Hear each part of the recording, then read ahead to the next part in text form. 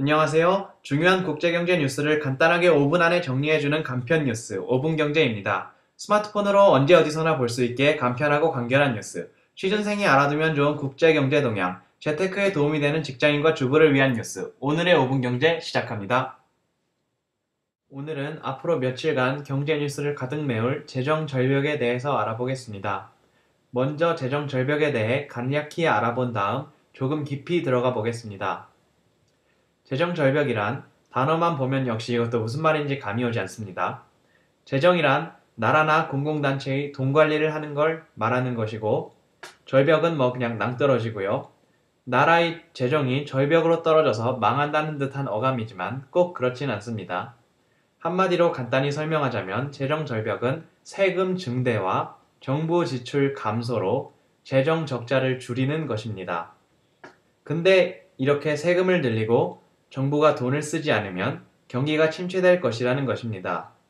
재정 절벽의 절벽은 정부의 재정 적자가 급격히 줄어드는 과정을 말하는데, 그래프에 보시면 이 노란 부분이 되겠습니다.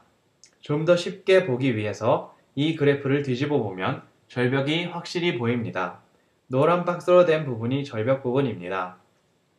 쉽게 말하면 정부가 세금을 더 받아서 수입을 늘리고 지출을 줄이는 것입니다. 마이너스 통장을 가지고 있는 사람이 일을 더 해서 통장에 돈이 더 들어오고 아껴서 생활하여 지출을 줄이면 마이너스 통장의 숫자가 줄어들 것입니다. 아주 간단합니다. 그래서 좀 더 깊이 들어가 보겠습니다. 세금의 증가는 부시 전 대통령이 만든 부시 감세법이 그 유효기간이 2012년에 끝나면서 감세 전으로 세금이 올라가는 것입니다. 정부 지출 축소 약속은 2011년 8월에 법적으로 정해진 최대양 부채 한도를 늘리는 과정에서 나온 것입니다. 그리고 법적으로 제정된 것이지요. 내야 할 세금이 늘고 정부가 지출을 줄인다면 경제에 악영향을 끼칠 것입니다. 미국 의회에 경제 데이터를 제공하는 의회 예산처는 상반기에 GDP가 마이너스 1.3%가 나올 것이고 하반기에는 2.3% 성장할 것이라고 예측했습니다.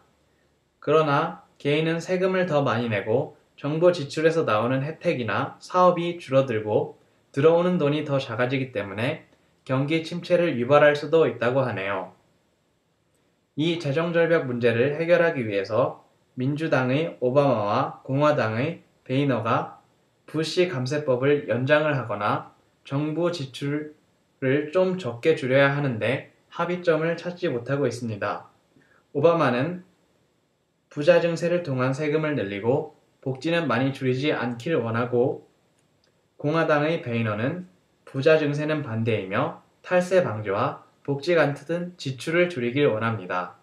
아마 시험 볼 때 벼락치기 하듯이 하루 전에 부랴부랴 합의를 볼 것 같네요. 아까 말한 2011년 8월 부채 한도를 늘릴 때 미국이 부도가 난다느니 말이 많았습니다. 그때는 하루 전에 합의를 봤죠. 그리고 며칠 후 신용등급 최고 등급인 AAA, 트리플 A에서 강등이 됩니다. 강등된 이유가 협상 과정에서 보여준 민주당과 공화당의 실망적인 효율성과 안정성이었습니다. 이번에도 그런 모습을 보여 다시 신용등급이 강등돼서 또 한 번 경제에 충격을 주지 않을까 걱정이 되네요.